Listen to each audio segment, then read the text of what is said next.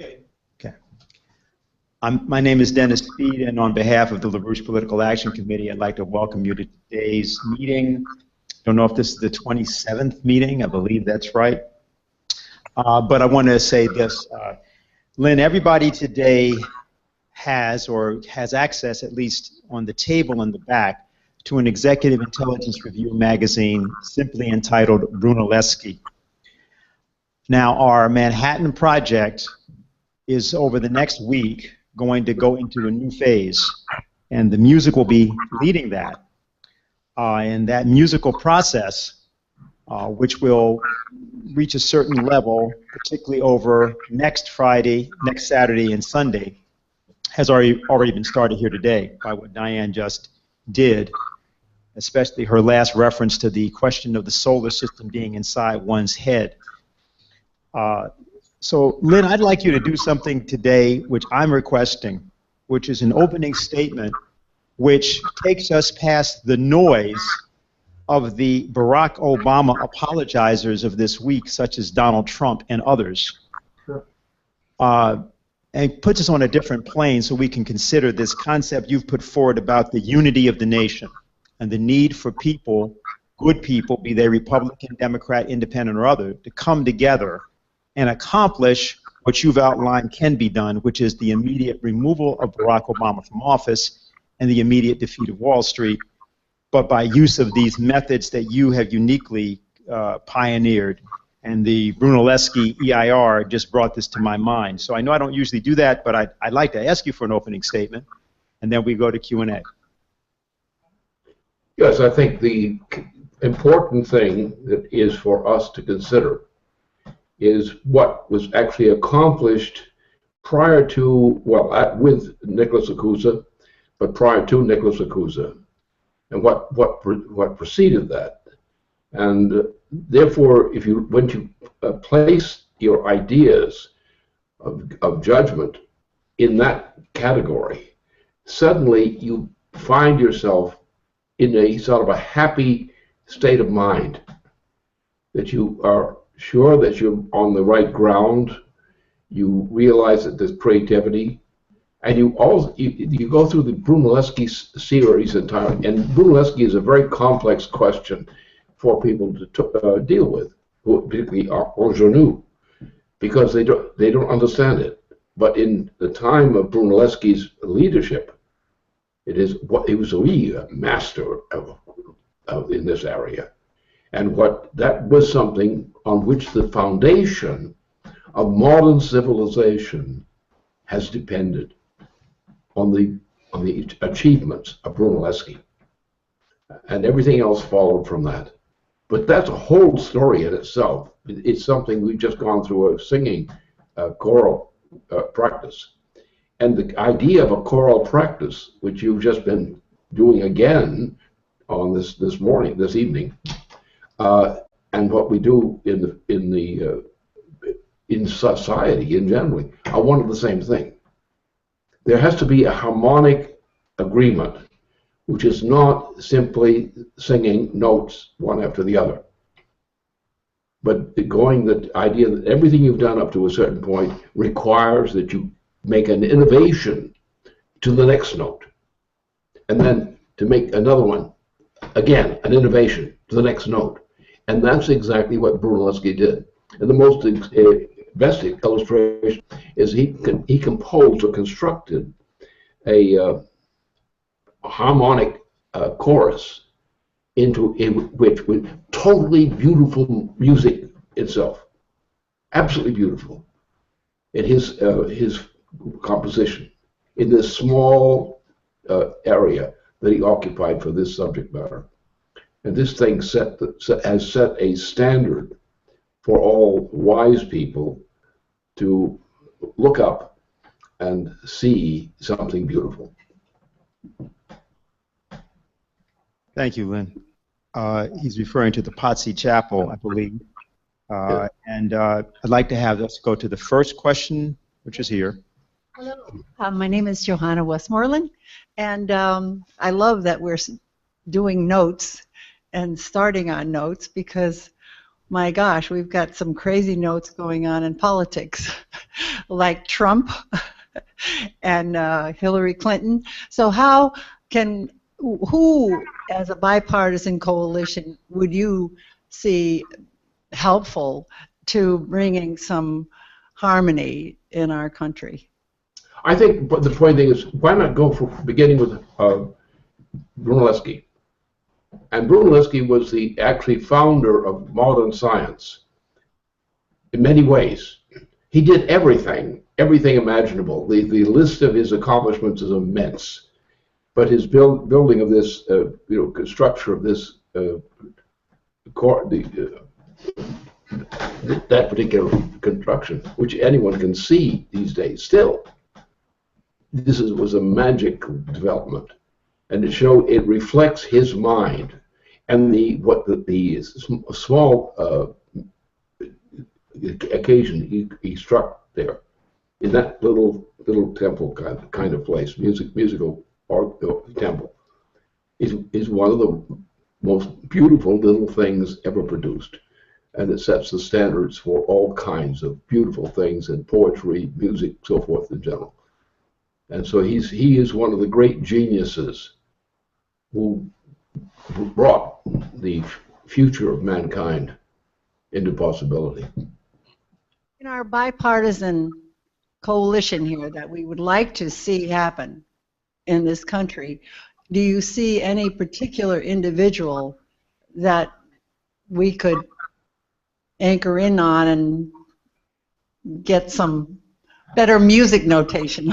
Well, in terms of my own experience, I search for these kinds of opportunities, and by that I mean when I'm dealing with something, I don't like to do something I think is shabby or dull, either one, and therefore I think that my impulses always are to get some element of beauty, that is, but beauty in the true sense. Not beauty as some kind of construction, but when you just try to do the things that you think are the next things which should happen, which is what Brunelleschi did in his practice thing. If you go back to his history, you're doing this now, it's a big story. But what he did, he set up the whole systems, like this idea of a rope. You take a rope and you put a rope across a stream. And the rope has a flexibility in it. So the people who are walking across this rope from one shore to the other, and this is one of the famous things of Brunelleschi, and his treatment of this yes, no, yes, no, yes, no, so forth, was a typical part of his whole mental life. And he used this to induce people how to trust a rope system, as you walk as a human being across the rope from one shore to the next. And people were doing that. They in Italy, up to the recent time, this thing of the rope song was a very common feature of the culture. In other words, you imagine you had two points across the river. You create a flexible structure of the type that Brunelleschi himself developed, designed. And you walk across the thing, and you find that the rope dances. And in order to cross the river, you must dance, in a sense, across the rope. When you move on the rope, you change the direction of the rope in terms of the walking. And you can think that backwards and forwards. And that's what the Italian standard was. And people up to the present, or recent time at least, remember that song, about the song of the dancing rope, because there's 2 points. You have one rope with a slack in it, and you're going to use the slack as like a piece of music.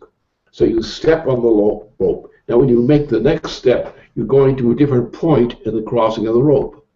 The effect is that the rope effectively dances according to your steps of moving in one direction or the other. And this is typical of the concept of construction, which Brunelleschi represented.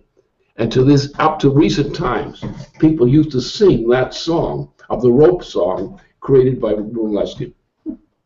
And this was one of the principal methods of demonstration of what he was trying to convey to the minds of the people who were crossing that rope, using that rope to cross the stream. And that's still a valid thing today. As I say, even in my youth, and a little bit later, I was part. You sit there and you were thinking the dancing rope, and but just imagining that you were walking from one step to the next in either direction, in terms of that passing over that rope, and this idea created an idea in the mind of the people who are walking across this rope from one point of departure to a point of arrival. And this was an Italian theme which dominated everything since Brunelleschi up to a recent time of the dancing rope. How can we apply that to our bipartisan issue here politically with Trump and Hillary Clinton, and how can very easily just do it. The way to do it is to go backwards. What you do is you construct the experiment. Now, Brunelleschi did a lot of that. Well, everything he did, including the whole development of the chapel that he created, he did everything that way. And so, therefore, everything worked. He built the whole structure of the tower was based on creating a shell which had a space within a shell within a shell. And I and my wife Helga walked up that rope, that system, inside the shell. You have also from the Italian records, music records, the same thing. You had the choral presentation there. It was all there. It's still all there. The problem is you don't have a population today which has that sense of experience. And the best thing we can do is to take Brunelleschi's own work, including the tower that he built. And that will give you an education, because you are forced to follow a certain road and with values. And you realize that your music is the way the rope moves when you walk across it. And by deciding that thing as to what you can do in music is the same thing. You can change the character of the rope, and the rope will change the tune of the walking of the rope across the stream. Sounds good to me. Thank you very much. Thank you. Next question. Okay, London, Ms. LaRouche, it's a pleasure to actually be here, to actually meet up with you, and not to mention that singer-songwriter Mariah Carey will be performing here at the Beacon Theater tonight, and so it's it's pretty wonderful experience, to actually learn more of the notes and take you back to high school with the music notes that we just pronounced here. Basically, my name is Christopher Paris Jackson, and I'm actually an owner of a law firm. And so basically, my primary concern is basically on regards of Barack Obama, our president, who's supposedly is in violation of the 25th Amendment. So I wanted to know, basically, in order to require more with my students and to teach more of my law students in more of regards of the 25th Amendment, and as far as the Congress, who, as far as not producing any functioning or not producing any reins on his behalf, as far as not contributing to him violating the 25th Amendment, and as far as them not per se doing anything in regards of him moving directions away from Constitution or violating the Constitution. What do you think on that? My first address to Obama's function was the beginning of his career. And I looked quickly at what he was up to. I had a large choral group who was gathered around me on this business. And I launched the identification of what Obama meant. And by the end of the week, before the end of the week, I had Obama's number.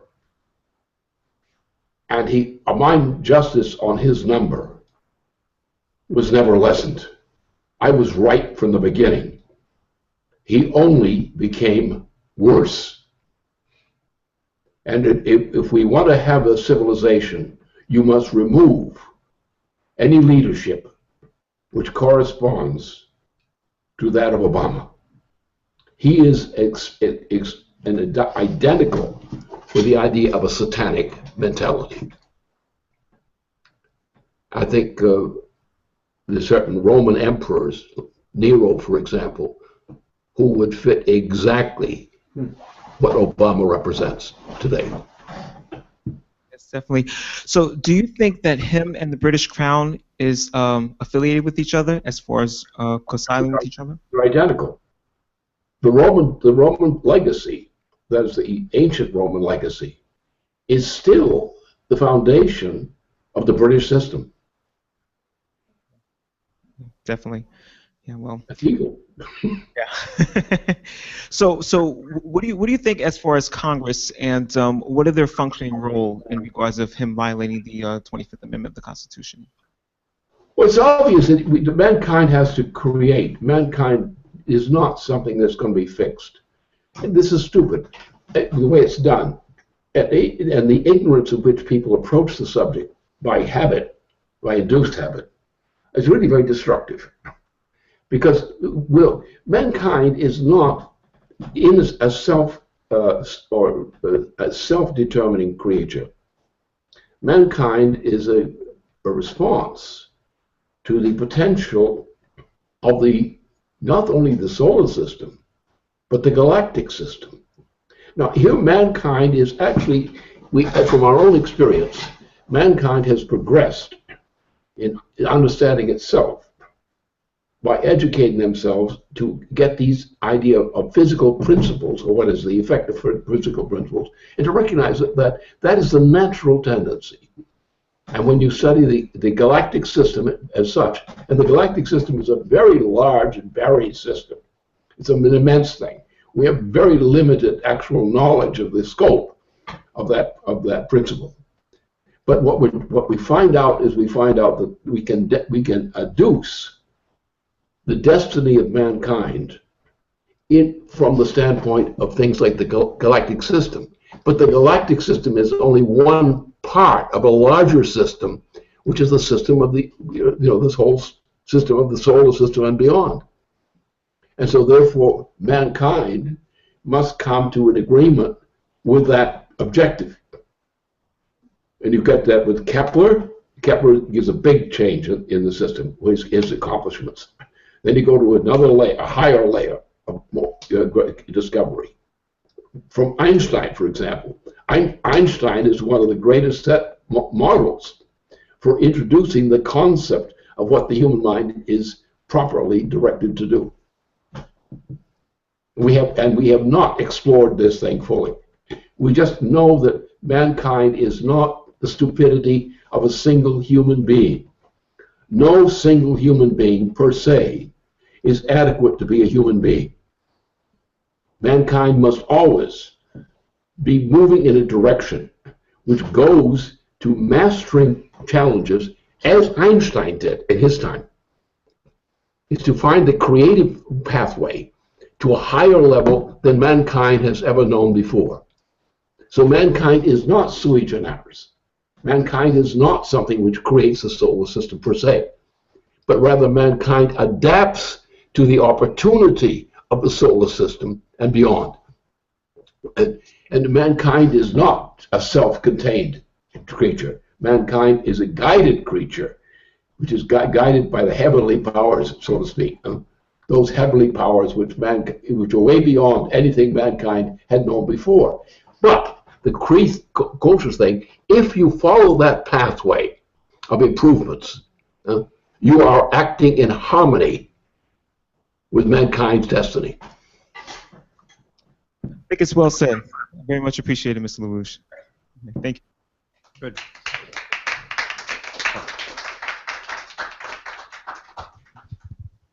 Hi, Mr. LaRouche. My name's Christine. I've been looking into Brunelleschi ever since you mentioned the triad with Brunelleschi, Cusa, and Kepler. And one of the things that I that stood out to me when I was looking into the subject. You know, with arches, an arch structure is not stable until you put that last centerpiece, the keystone. And you know, with domes that were being built during that time too, they needed the centering, and they were only stable until the keystone was put in place. With Brunelleschi's dome, it never required any of that. It was self-standing throughout the entire process. And there was a contemporary during that time that described it, because he grew up watching Brunelleschi do this incredible thing, and he described it such that the catenary effect allowed for every brick to be a keystone. I was wondering if you could maybe elaborate on that. Simply, this is something which I'm very familiar with. Remember, I've spent a good deal of my time in terms of, particularly in Italy, when I was working in that area with some of the people, the Italians, who were gifted Italians at that point, and with the whole system. And this is something which is natural. But what the point here always is that mankind is not a self-developing personality. Mankind has a destiny of improvement of man's power in terms of that mankind is able to foresee the powers of mankind to achieve effects which mankind would not otherwise be able to accomplish. This is something which goes to a higher level than what we think of as given facts or given kinds of facts. That does not mean everything important about mankind can be reduced to the requirement that mankind must develop to a higher level of self-development. Mankind does not create self-development, but mankind tickles the potential of self-development. And that's what we call the discovery of creativity. And the best example of that, the simple case of that, is Einstein.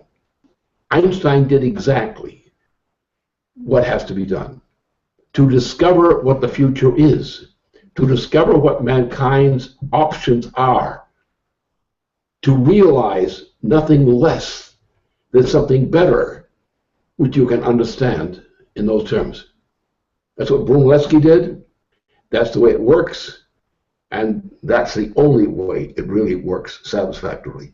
In other words, mankind does not come out and say, I'm a great genius. And I walk out and with a great genius. I'm a great genius. What does that mean? What's the standard by which you discover what this so-called alleged genius is? And you look at Einstein, and you look at his major series of developments, and you see the same thing. You'll see the same thing earlier in the work of Brunelleschi. It's all the same thing.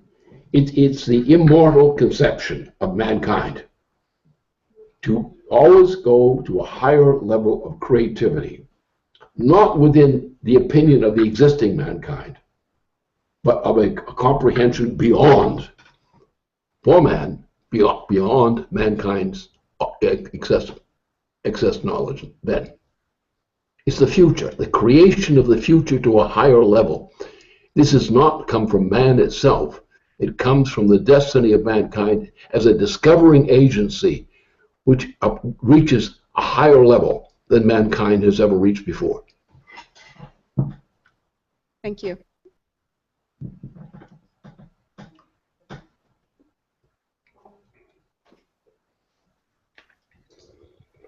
Mr. LaRouche, I'm Rick from Bergen County, New Jersey.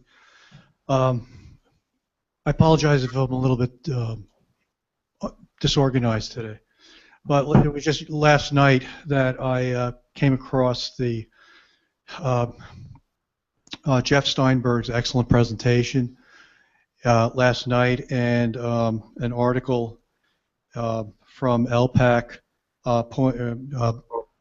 brought to my attention a new development in the Congress called HRES 198, submitted by Mr. Yoho.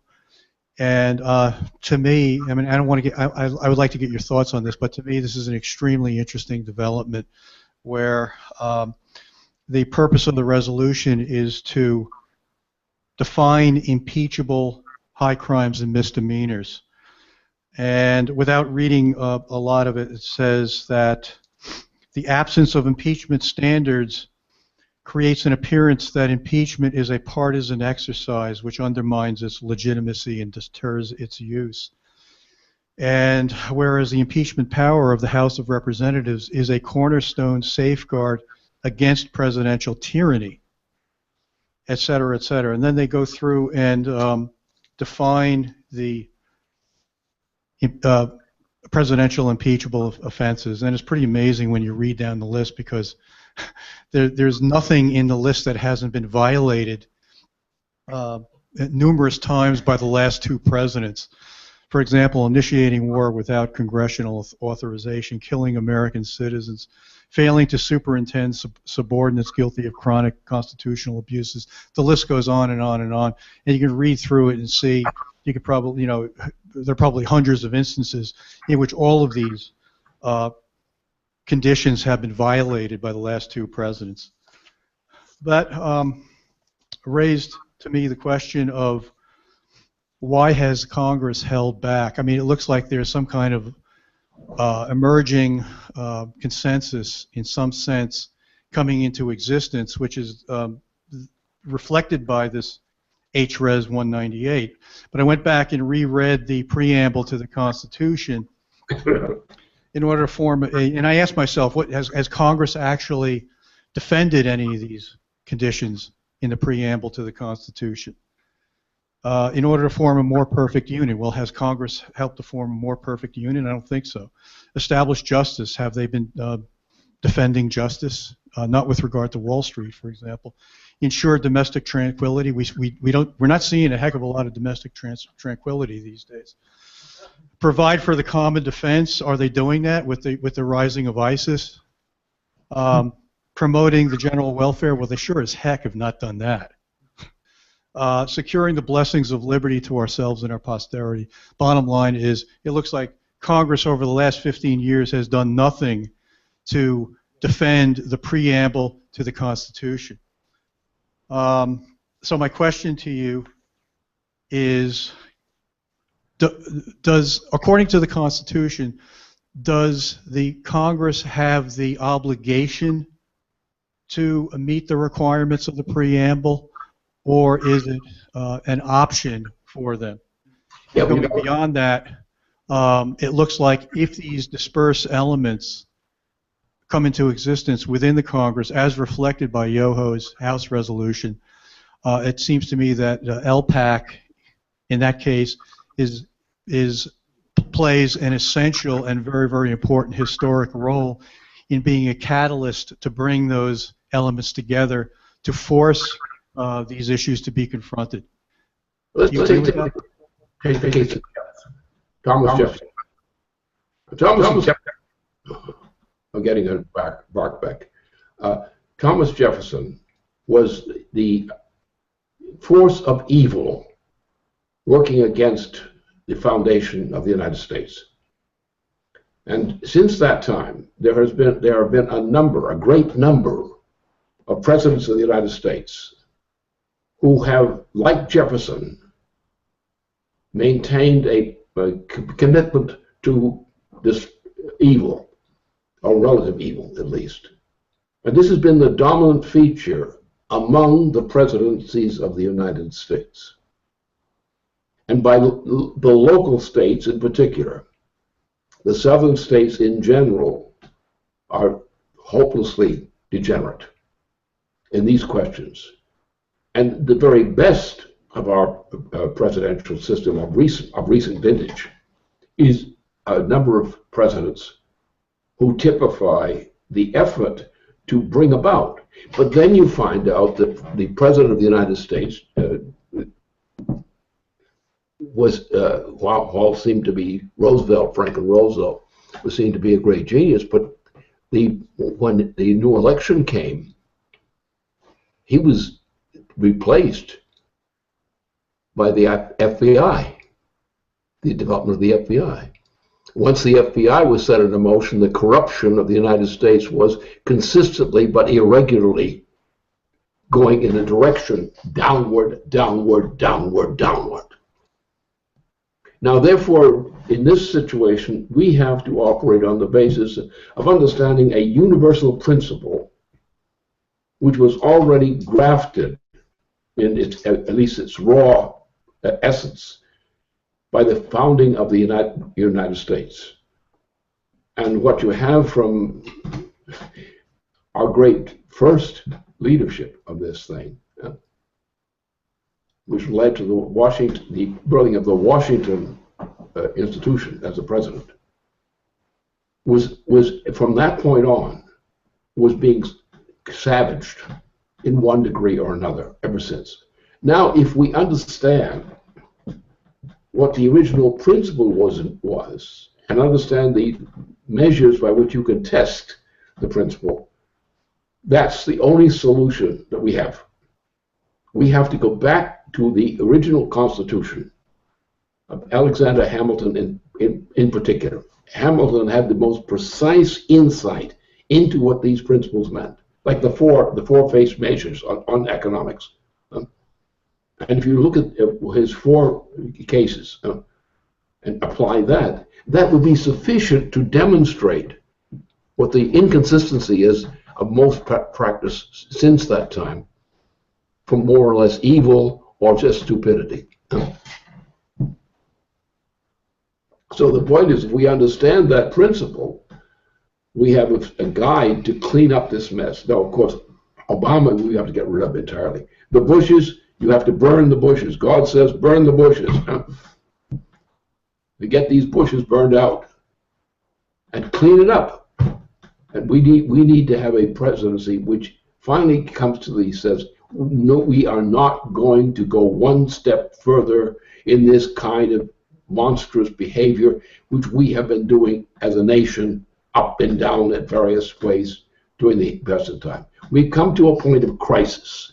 And it's a crisis which deals with the question of the United States and other nations and the planet as a whole.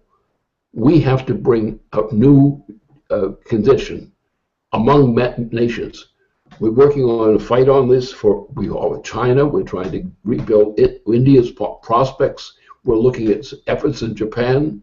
We're looking at new canal well systems, which are major canal systems, and all kinds of things.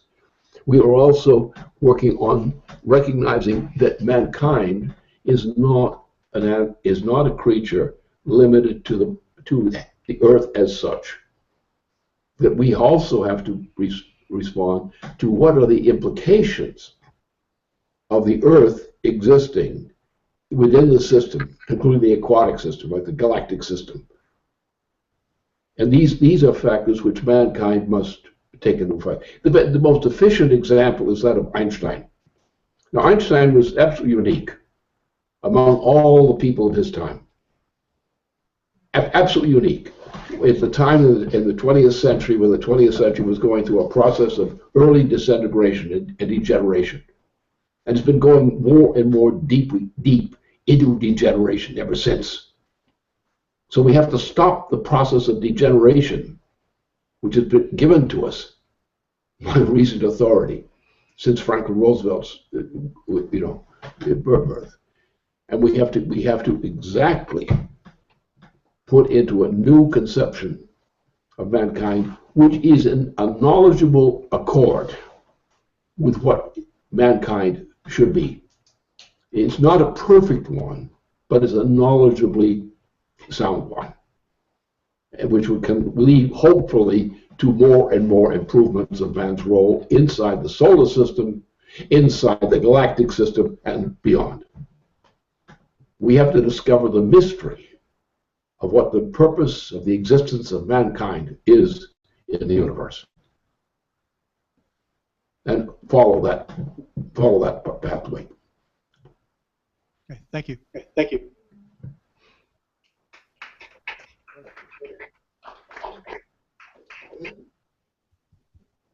Hi, Mr. How do you do? Get him tempered in proper directions so he can be heard easily. I would like to ask you if Senator Bernie Sanders, the senator from Vermont, becomes the Democratic Party nominee for president, would you be able to support him? Would you be able to work together with him if he becomes president? He is saying that we must bring back Glass-Steagall and that we must divide the wealth of the nation evenly. He's against the rich corporations getting away with the tax loopholes and not paying any taxes at all or very little taxes. And Senator Sanders is for the working class families and for the middle class. So I'm just wondering, do you think he would make a good president? Would you be able to work together with him and advise him? Absolutely not. Absolutely not. He's a fraud. we've got another candidate up there who's much more capable and much more intelligent, who is also hesitating on the edge on this thing. But the problem is that we don't have any prospect now, a functional prospect, to create a new presidency. Now we could create that, and I'm aware of means by which we could create that with the existing institutions of government. That is the foundations of our constitutional. And I think we have a better, O'Malley would be a more likely candidate who than screen right now. There are other people. I supported Ronald Reagan. I was actually a part of his team to the time. Then they got me out of there because they wanted to get me out of me. They want the Bushes in there. And since that time, we've always been living in the bushes, which means that everybody who's been functioning since Ronald Reagan was shot. He did survive, but he was shot by a member of the Bush family. And therefore, everything has been backed on. No, I was assigned, and I was in the last two terms of the organization, and I was set in to become, together with a great Einstein tradition, with two of us. Teller. What? Teller. Who? Teller. Teller. Well, Yeah. Teller and I were actually collaborators in this thing, and we had been collaborating ever since for most of a decade. And so we went with this, and we came up with a good program. But what's happened is that the ability to what happened with Reagan, when Reagan got shot, is that the Bush family interest took over heavily. And since that time, we have not had a good presidency in any sense since that time. We had Bill Clinton, who was the only approximation of that, and he had problems of getting his own government into shape. He never did get a full government because his vice president was a foul ball. But otherwise, and I worked with him closely on some of these projects, and so I know what he was capable of, what Bill Clinton was capable of, and I understood what Reagan was capable of. But that was a turning point, and that was the turning point that I experienced. And since that time, there has been no good president or presidential candidate of any function in the United States. And our issue now is to define what the requirements are of a valid president of the United States, which is not an offense against what the foundation of the United States. From, shall we say, the great leader from New York. And he founded this nation. He actually pulled it together and got George Washington to pull it together too. And that's how we got to the United States. And we have generally drifting up and down over since the course of that time. But we could do it. We can do it. We have better resources than ever before, but only a few of them have them. Our job is to spread the knowledge that we have and spread it to more people, to create a unity of understanding among the people of the United States and elsewhere. Okay. Okay. Thank you. Thank you. Thank Thank you.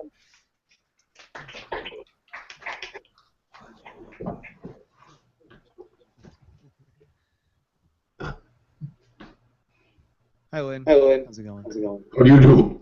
I do a lot of things. So we've been doing a lot of work in Brooklyn. I can't hear you too well. Can you hear me? Well, now I can, I think. Yeah. So we've been doing a lot of work in Brooklyn on this Italian question. Back to the Italian standard we were discussing before. And quite generally, we've been working to push the Verdi tuning more prevalently amongst a lot of these older Italian opera singers.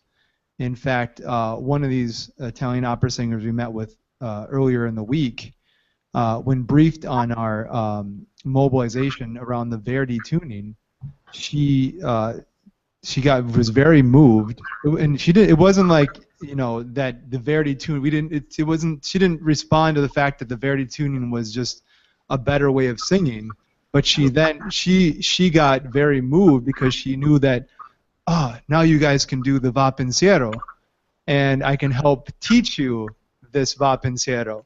So like she was moved on that level, like that now we can actually communicate the idea of the piece itself. So that same type of resonance around the music question, around the Verdi tuning, is similar to what we're getting in the response around even the concert we're doing with Messiah in Brooklyn, from the business owners and the people generally in the population, that when we present it from the standpoint that we are going to use this to as a counter, the music question as a counter to the homicides, the suicides, the police shootings, the mass killings, people are responding in a similarly moving way. And I just wanted to get your feedback on how we can take, or what the effect generally this is going to have on the population of and you know, generally. Yeah, well, yeah. I understand. Is somebody speaking, breaking in? No, it was just an echo. We're okay now. Oh, okay. Those echo terms are a problem. No, the point is the Italian standard. Now, I had exposed in Italy and was a participant in a celebration in honor of this work in Italy. And I was a participant in the centenary, you know, in effect, of that period. And what the Italian standard, as defined by that standard, is probably the highest level of principal development, of musical development, known to me. If anything which matches that, it's not known to me. And so Verdi is the standard for all good modern music, as far as I know. The perfections are great. Now the next thing you would have other things. The Spanish thing is complicated. It's a mess. The French language is a mess to deal with in music. It's too much grunting and groaning involved there. And grunting and groaning is not good for the musical mind. And so what Verdi represented is the standard which should set, by very strict standards as such, is a standard for all good music, known to me. Now, if it's known to somebody else, we'll have to talk about that. But Verdi's standard, as I experienced it at the celebration, the celebration of his achievements. He was then dead, of course. And so we went to his headquarters where he had lived. It was still his headquarters. And we had a great assembly among Italian musicians and some Italian musicians who were also functioning from the United States and so forth. And we had this great event celebrating the work of Verdi. And that standard is still the best. After the Italian, you have some German work in terms of poetry and things like that, which is better. The French language is a grunting language, and it's a very bad language the way it's used. Spanish simile, Portugal simile. It does not produce good music. And there's some German music which is good, but the Verdi is better. The Italian Verdi is much better. That's my knowledge. Just to follow up on that, what would you say the overall impact it's going to have on the population when we do more of this? Look, we're going to do it. And we know what we're going to do? We're going to take Manhattan. You may be acquainted with that locality. But that locality can be the proper place within the United States as such, within Manhattan, within the United States, and bring in the Italian standard and the things that portend to the edge of the Italian standard, the classical standard. That's the way to go. And my conviction is that if we do that effectively, and we do have some talent which can supply the training of other people who have some skills at their own talent now, and who can acquire an improvement, copied on that talent, we can actually change not only the quality of music in the United States and beyond, we can also create an improvement of the minds of the musicians now. Because by doing these things, which are themselves beautiful and true, you make people stronger. You make them richer in terms of what their lives mean to them and to the people around them. So the idea of the retuning of music, shut down all this crap. Take the real standard required for competent musical composition. Associate yourself with the best people in terms of musicians who can help to build the team of a new musical school, which is founded on the basis of, for example, Exemplary, the Italian school of Verdi. And that itself will make things much better. And make it much better in Italy, too.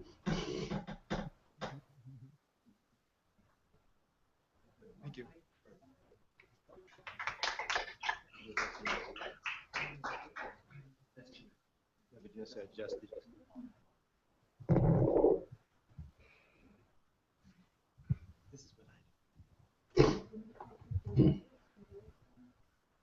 When I left Russia, I hoped the end of my life I live in peace. I found war outside and inside every time. So I remember now two people, Hitler and Stalin. I spent 50 years of learning what happened to them. Just 3 minutes, not more. Hitler's performance was based on absolute stupidity, not one reasonable step. When Stalin routed him at Moscow in 1941, then he understood that the war will be over. After that 4 years for Hitler, it was an effort to save his war, his Germany, and himself. In 1945, the war collapsed and he collapsed, but Germany remained. It was the strongest nation in Europe and civilized. And what happened that such a bastard, what he did, In 1944, I was small, and my train was traveling from Moscow to the Crimea across the Kursk, I don't know English, Kursk battle. Mhm. I saw a German, we stopped. I saw a German cemetery. It's about 2 miles wide and 10 miles long. The crosses, beautiful German job. I don't know where they took the woods. There was prairies. And on each cross, German cask with bullets. And that was what they call it a Lebensraum. They got a territory. One stupidity after another. Miserable country, and one gigantic giant, 1/6 of the earth. And that what happened, I find very similar now. It's striking similarity. Again, somebody makes war and has no idea how it will end. To start, he knows. To finish, nobody knows. The Crimea, I live there in Crimea. I don't want to continue about that, but I simply told you that what's going on reminds me of the damn situation between Hitler and Stalin. Striking similarity. A lot of talk, a lot of things, and then a catastrophe. That war, 10 million people, in Russia 18, in Germany 12, it was just blood. And one fool could do it. What's going on now? You know better than I do. Thank you.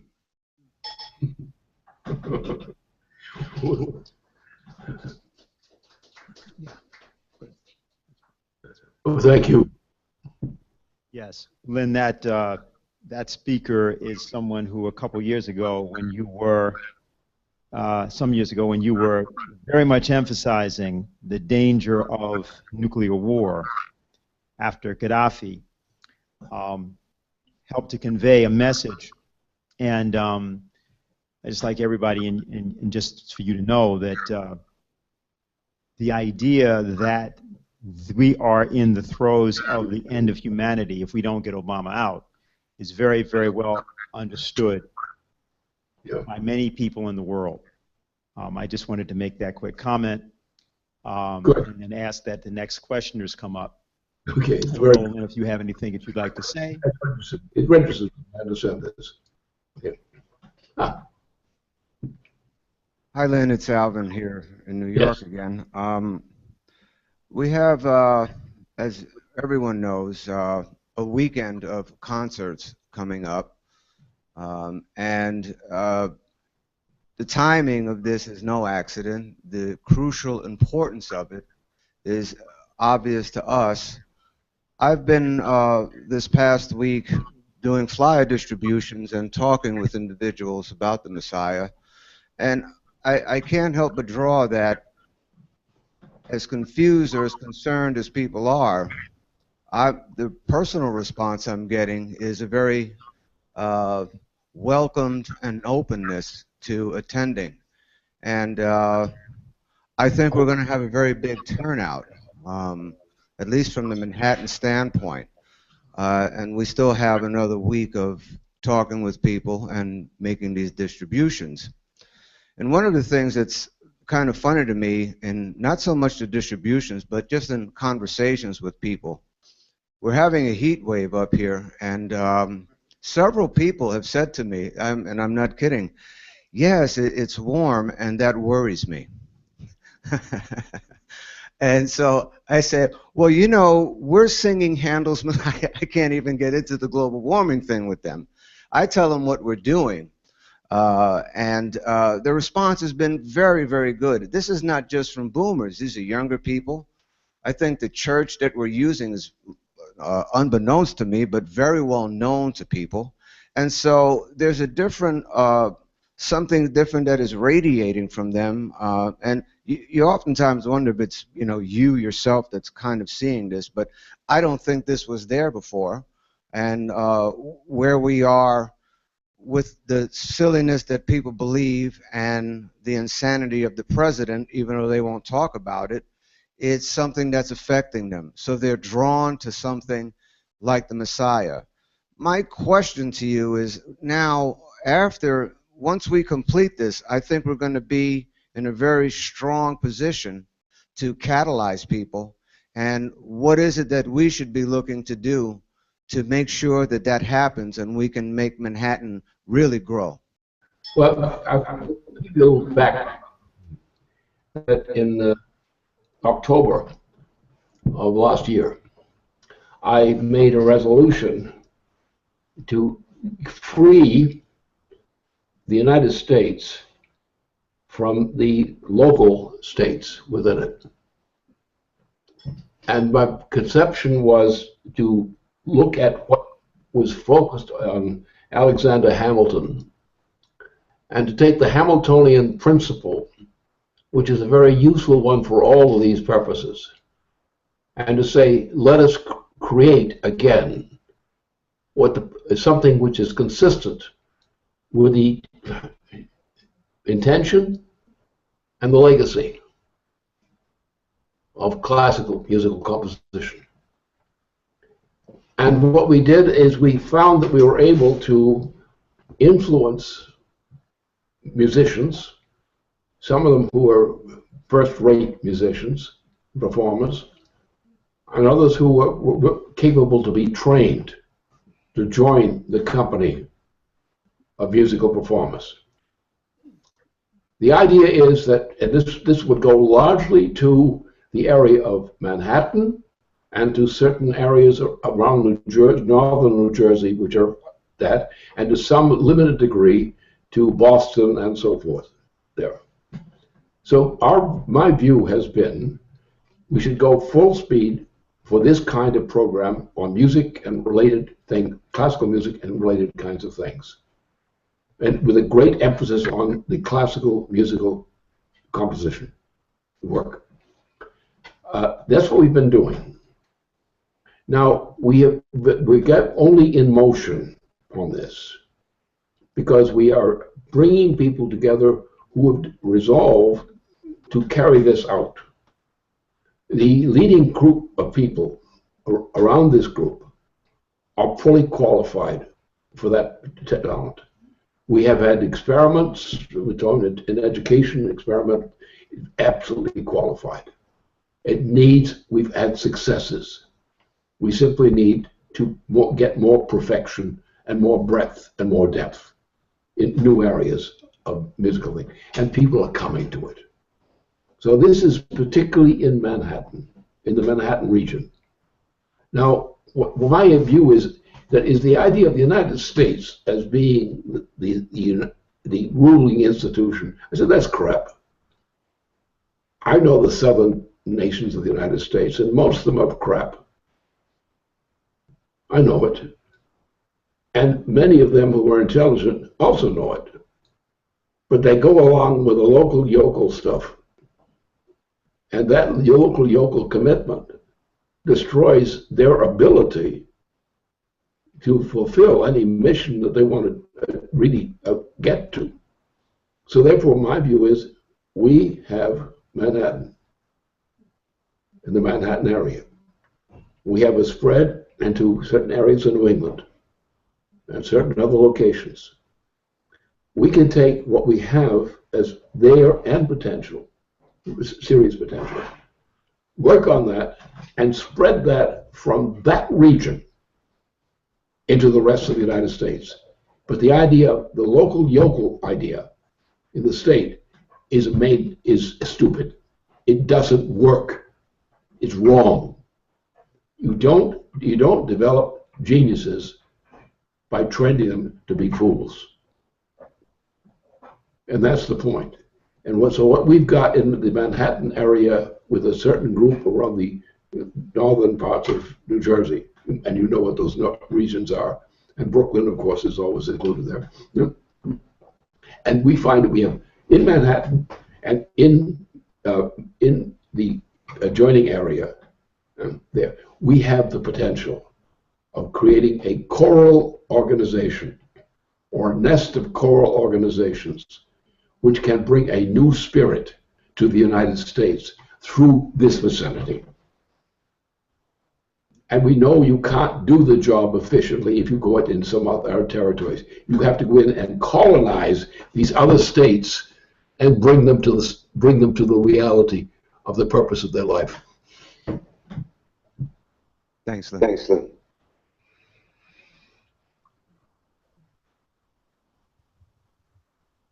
Hello, Lynn. Hello, Lynn. How do you do? So wanted to ask a question regarding the impact of the Manhattan Project into the other parts of the nation. And from the standpoint, after a series of meetings with farmers and egg producers in Iowa and Illinois last week, and the week before in Kansas and Missouri with cattlemen, what I've come to understand, as many people know, is that the state of the agriculture producers is in probably a worse shape now than it was in the 1970s. Cattle prices have dropped 51%. In 1973, the price of corn was $3.75 a bushel, and the price of good farmland was $700. Today, the average price of good farmland is $12,000 to $15,000 an acre, and the price of corn is $3.75 a bushel. So what you can see is there's been a massive leveraging, and it's all coming from the Wall Street process, to where now the majority of the livestock produced in the areas is under contracts with big packing plants who are all connected to the Wall Street banks. So in effect, what you've done is you've moved the independent owner-operator farm into a process where the farmer's building buildings, providing the land, supporting the debt, and now he gets a fee to work on his farm for a big packing plant of some kind to raise crops for them or livestock. So what that's done is that has brought into the understanding of almost everybody in agriculture is that this situation cannot continue. And what you see is you see the most advanced technology, things that you would just think about were only done by the rover on Mars in terms of technology, is being used by the average high-tech farmer today in putting in his crops with the GPS, modern technology. So it's very productive and very efficient, except they're becoming slaves to a financial system. Now, as a counter to that, the Manhattan Project has influenced some people in farmers in certain areas, and in one case, farmers who were facing a situation where their local church was going to be knocked down. And they fought that. Their ancestors came from Germany. They fought to keep it. And a couple farmers, after being connected with your types of thinking and the Manhattan Project and classical music, set in motion to have classical concert in the church, which had never happened before since it's been erected. And what happened is, the one farmer commented, he said, "I never saw so many grown men pull their hanky out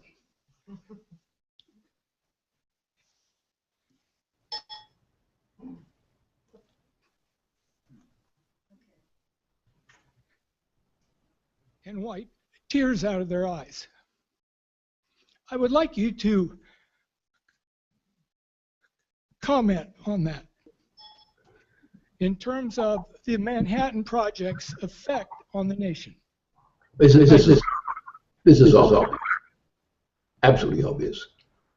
This is the course that we must take. There's no other course that's going to work. Agriculture, everything, the whole thing is one thing. All you have to do is say, what did we lose? What was destroyed that we had in terms of earlier generations and earlier decades of the population?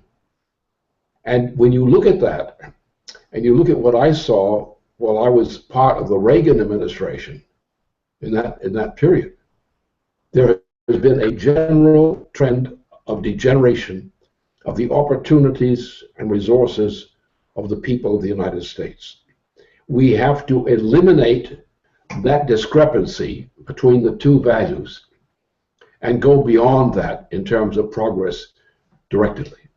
We can do that, and we must do that. And we must not accept anything less than that direction of achievement. It has to happen fast. It has to happen now.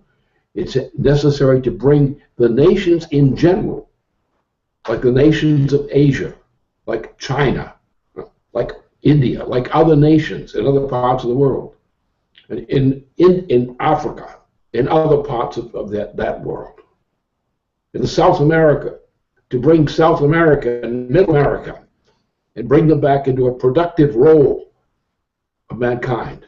We must do that on a global scale. We must bring those nations together for a unification of realizing, that is actually realizing, physically realizing the reconstruction of the productive powers of labor and of the human mind. That has to be done. That is a mission which we must never abandon. And we must keep going once we've gotten to that point. Thank you, Lynn. Okay, next.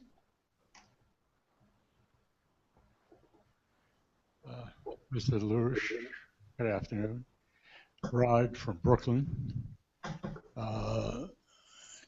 In the past, you've talked about the galactic coordinates.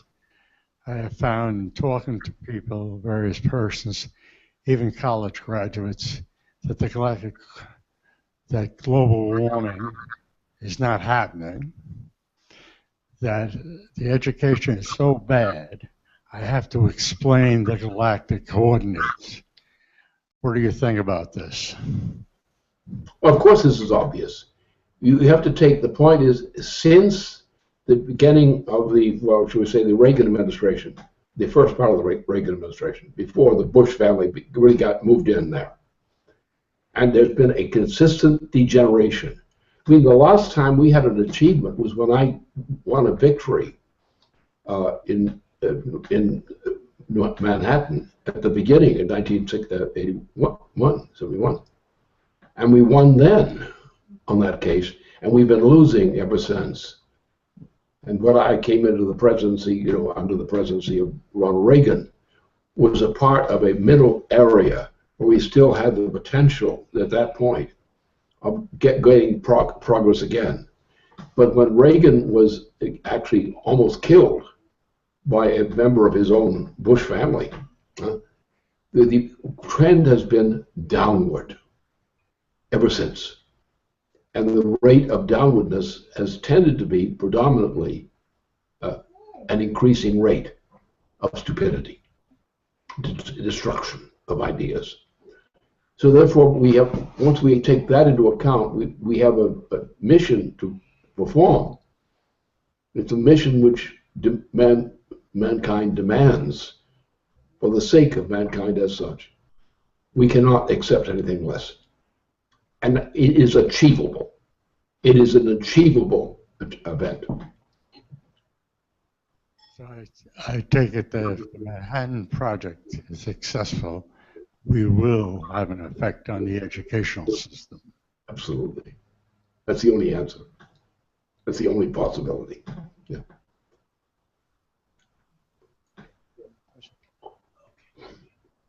Hey, Mr. LaRouche. I was Juan from the Bronx.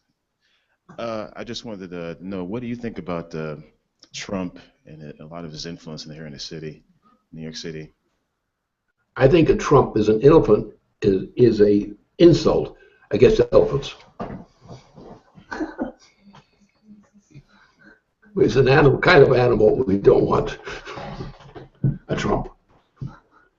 And a trump is also a piece of folly, even in the gambling business. And I hope that makes your day sweeter. Thank you. A lot of my friends seem to like him. I don't know. We all have friends like that. The ones we need to unfriend. All right. Are there any other questions? Okay.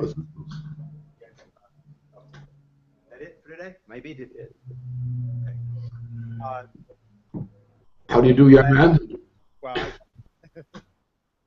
I have a story for you. You can hear it? Yeah. There is a recent movie made, and there is an earlier documentary about the August 1974 walk between the two towers of the World Trade Center. There was a Frenchman, 24 years old, who one night with a team put a wire up between the two towers. And he walked for 45 minutes between the two towers, except when the police went to apprehend him, and there is documentary footage of the actual policeman speaking in 1974, he said, well, he wasn't really walking. The only thing that you can say is that he was dancing. Now, when this was said at the time, when I saw it, I just thought, well, that there was somehow an athletic achievement. No, because the wire walker explained in a brief discussion, he said, no, this is, well, there's a technical name for this. It's called a catenary, but let me just tell you what I did. And so he just goes on and sort of never says more. But he had learned the technique. He was not a member of a circus. He had studied various circuses, and he also was a bit of an artist himself. He did a lot of drawings of a lot of different constructions, but I only bring this up because what you were saying earlier about the rope dance and the fact that there are people who knew this and that this is something that is known and is a physical knowledge which people have. I thought I just would tell you that. We're looking for the gentleman who did it. He happens to live in New York City these days, and to see what he might have to say about all this. So I just wanted to tell you that story. I guess if we're actually at the end, if there are no other questions, I know we have a choral rehearsal and some other things we have to do this evening. So Lynn, I'd like you to give us some final remarks, and we'll get to work. Okay, that's a good idea.